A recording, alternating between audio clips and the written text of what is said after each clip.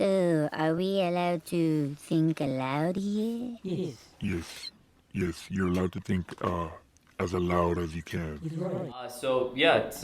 Arabic and Islamic Studies, the program at Georgetown, which is incredible program. And what I am hoping to do, amongst a few other things, because the thing is that you get into graduate school and you have a few ideas in the back of your head, but as soon as you start learning more and you start doing research, you realize that maybe your research interests have kind of shifted, right? So one of the things that I wanted to look at is technology and the response of Muslim jurists to technological innovations in the past, so whatever they may be. Like, for example, maybe military advancements or whatever, right? In the past, specifically, print is another one. Also, late 19th century, early 20th century, right? Was a big thing. A lot of the scholars in the Ottoman Empire, for example, had an issue with adopting print from the 17th century onwards, just because there's an entire economy of scribes, right? Once you move from having a manuscript economy where scribes are literally copying text to a print economy, a lot of jobs are lost, right? So that was one of the things that, so that's the past, right? But also looking at how jurists could be responding to things in the future. So artificial intelligence is one of those things. Quantum computing, whatever else you can think of, automated weapons and stuff, right? What's the Islamic ethical position when it comes to automated weapons or artificial intelligence, right? There's a few articles that came out last year and the year before also, which were really bizarre. There are a few robots, not fully sentient or anything like that. We haven't got to that point, right? But some robots that are performing religious rituals. So, for example, at Buddhist temples, there's a robot that's doing a funerary rite, right? It's just maybe an arm that's kind of doing the rite, right? Another one was I think a robot that was performing a sermon, right? Just maybe pre-recorded, or perhaps something that's a pre-programmed sermon. But what if we get to a point where robots are sentient enough, they can fool us, right? To the point where robot tells you that they're Muslim, or robot some people want to be led by a robot in their prayer, or perhaps a robot, somebody wants to marry a robot, right? There's pansexuality is a big thing now, right? So these are the kind of things that Muslims have to deal with, and you have to think about what the response is going to be and perhaps kind of predict what those responses would be, rather than letting that take place in 20, 30 years time. And you were telling me about also having sex with a robot. Okay, so now it got weird. Hey, it's a deep topic. It's coming soon too. No, true. More soon than the sentience thing, for sure. True. So we were saying before, obviously there are certain sexual mores have really changed, and the kinds of sexual practices people undertake or what they do has really shifted drastically over the last couple of decades or so. But also, as technology moves forward, people are finding other ways for them to get sexual gratification. So one of them happens to be the production of sex robots, which is a massive industry that's growing, right? And some of the stuff I had to do research for, and for one of my courses that I took at Georgetown with an amazing professor in the communications, culture, and technology program at Georgetown. But the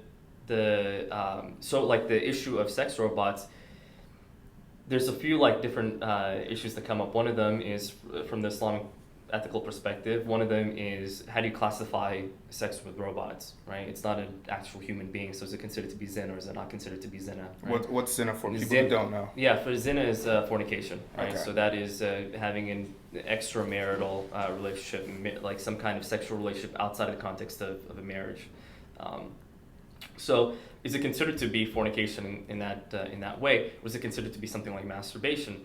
And then on top of that, what are the long-term effects of engaging in that kind of behavior, right? And what impact does that have in terms of the way that women are treated? And there's actually a master's thesis on this particular issue, in terms of what the long-term effects could be on society's perceptions of women and the role of women in society, in terms of how we interact as men and women, right? And so that's a big concern. And there was something else that we kind of touched upon, but now I'm forgetting. There's one other part. It's all good because I think Bradley has something for us here. Yeah, it was just. Did you now find? I was just pulling up an article. They set the robots and everything in the religious temples and things. Look at that, yeah. Robot performs a Hindu arti ritual, moving light around and around. So that's kind of like a low level like robot stuff, right? But So are they doing it like by themselves? This is something they're doing, or did they code it, program it in order for the robot to start praying? so right now, like these robots are kind of being programmed to do this, right? Programmed to do it. They're Okay. being programmed to do Yeah. this. So there's like the kind of like sentience or approximation of sentience that we're looking at, we're still a ways from, right? Like we're pretty far away from. So a robot being able to think on its own, we haven't got to that point yet. Right now, what we're doing is like when it comes to machine learning, we're doing supervised learning and unsupervised learning, right? Unsupervised learning is like the cutting edge. This is basically you have like a certain amount of data. Let's say you have outputs, right? You want the machine to be able to correctly predict a specific output, right? And I'm simplifying here. What you do is you give it some information and you keep rewarding it for getting to a specific output, right? And then you alter its biases, right? And there's like network models and stuff like that. It's complicated even for me, right? So the thing is like, this is where we're at right now, as opposed to like a machine being able to just like look at a bottle and say this is a bottle and I can sense that it like weighs, I don't know, like 500 milliliters or something, right? So we haven't got to that point yet. So all this stuff is like low level. But for like Muslims, one of the things that is really fascinating for us is that Dubai, I think it was like, or Abu Dhabi, a couple of, a year and a half ago or so, released an artificial fatwa service, right? So basically this artificial fatwa service has mined, I think maybe 200 or so like types of questions. I don't know if it's exactly questions or it's types of questions.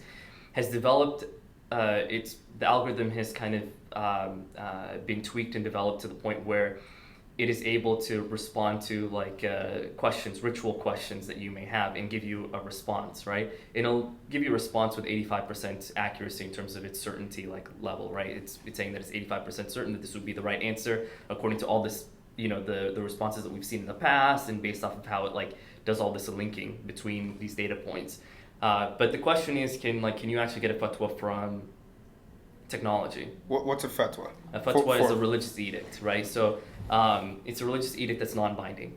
It's given by an Islamic scholar who has reached a certain level of, there are multiple schools in Islamic law, and each of them have their own categorizations of who can give fatwa, but generally like a really, really good scholar.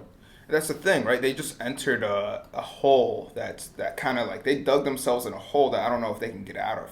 Because fatwa usually entails wisdom, and wisdom in Islamic theology at least is defined as having knowledge and applying the knowledge correctly. So how would a robot, okay, I understand how robots can have knowledge, but how do we know whether a robot applies the knowledge correctly in order to come out with moral virtues that are correct? Yeah, so if we look at like knowledge in that way, it's kind of abstracted away from any kind of connection to God, right? If we think of knowledge as just being like knowledge of the world, and a robot can actually have knowledge, then the question of whether it can be applied properly in the world is not too complicated, because what that would look like for a robot, for example, is can it approximate like human wisdom? So for example, if you and I have like a particular like issue that we need to resolve, right? And we have like knowledge of the things that got us to that problem, let's say, for example, and we end up taking a certain course of action as a result, and that course of action results in something. If the robot can also take a specific course of action and get to the same result, then that robot has basically approximated what you and I have done, which is we've applied like our wisdom to a solution, right? And so that's what it is. It's basically doing that. It's approximating human like behavior and human ways of thinking. But the question is like, is that all we are as human beings? Is there something more to us than just like having knowledge and applying the knowledge to a specific problem that arises, right? Is there something to be said of like the human soul, or like is wisdom not something that's just that's not just about like abstract knowledge, but actually something that arrives, you know, from the heavens or from God, and is kind of like brought into us. One of the scholars, Imam Malik, he says, who died 795 CE, Imam Malik, one of the big scholars of, I don't know if the listeners know this, but one of the big scholars of at least the Sunni Islam.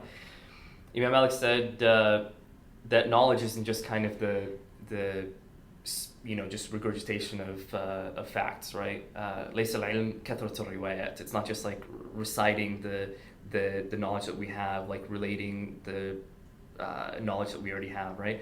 But it's actually ولكنه نور يقذفه الله في قلب المؤمن. It's actually light that God casts into the heart of a believer, right? And so if that's your understanding of knowledge, it's not just kind of the like knowledge is an object in the world. It's not a regurgitation of facts. It's not regurgitation of facts. It's actually like the light that exists inside of you. Then can a robot have that?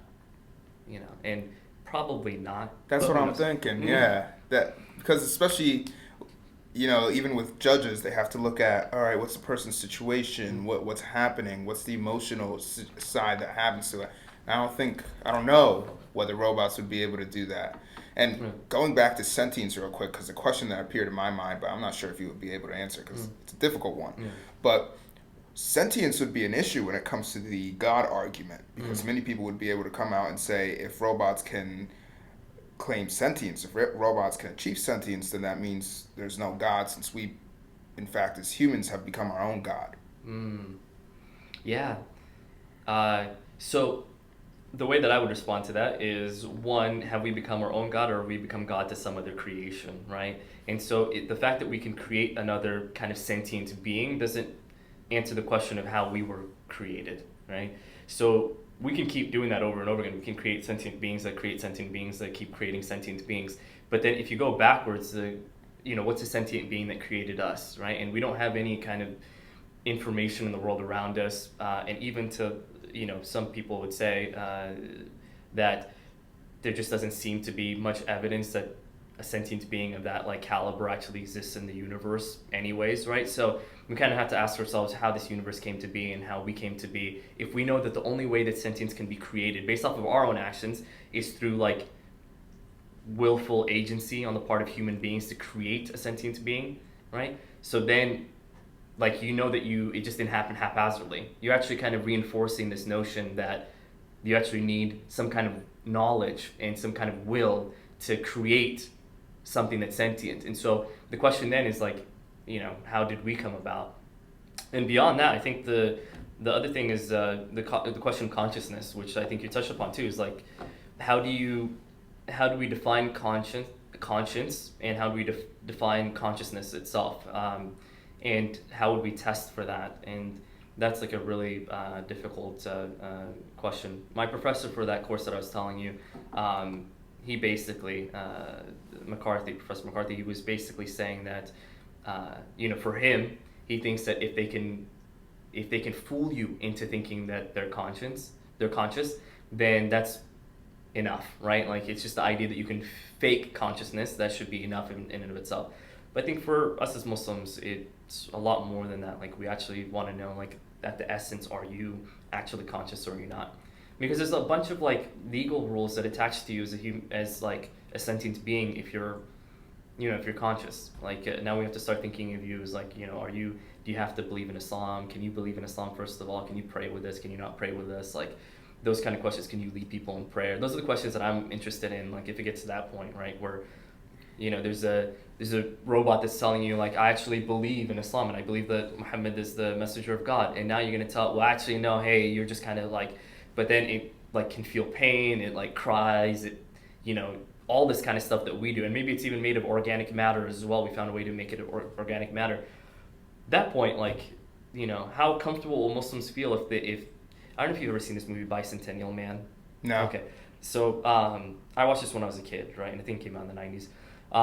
Bicentennial Man is about, what's his name? You'll find it. But guy who did Aladdin, the genie. Will Smith? No, not the old Aladdin, man. Not the new Aladdin. It's, anyways, we'll find Robin Williams. Thank you, Robin Williams. Yeah, okay. Robin Williams plays the character of the robot in the film, right? And it follows him 200 years, right? He lives even longer than 200 years, but for 200 years, that's why they call it Bicentennial Man. after 200 years, he finds a way to go from being this kind of like robot that's serving this family to actually being kind of like an organic, sentient like being, Conscious right? being. Conscious being, right? And he was somewhat conscious beforehand, but this is like... Can you search up sentience real quick, just so people who don't know what sentience Yeah, is? yeah, fine. Yeah, So, but keep going. Yeah, so he does that, and he gets to that point, and the thing is that like if we live like with robots for 200 years like that, right? They're living with us in our homes. They're serving us, and your kids are growing up with them around, and your kids get fooled, like not fooled, but your kids start thinking that they actually are real, like they're sentient, that they're humanoids, right? It's going to be difficult to convince your kids that like have grown up with a robot nanny their entire life that's basically treated them just like any other human would, and perhaps treated them better than human, that they're not human, right? And that's the challenge that I think Muslims may have in 200, 300 years, is these kinds of questions, if we get to that point. Alternatively, people could storm the Capitol like, in 10 days from now or whatever it is, and America goes into a civil war, and the global economy collapses when we go back to like the Middle Ages or whatever. All that stuff is possible. I mean, this isn't like a given, right? But if technology keeps moving at this rate, then we have to ask some of these questions like by 2050 or 2100.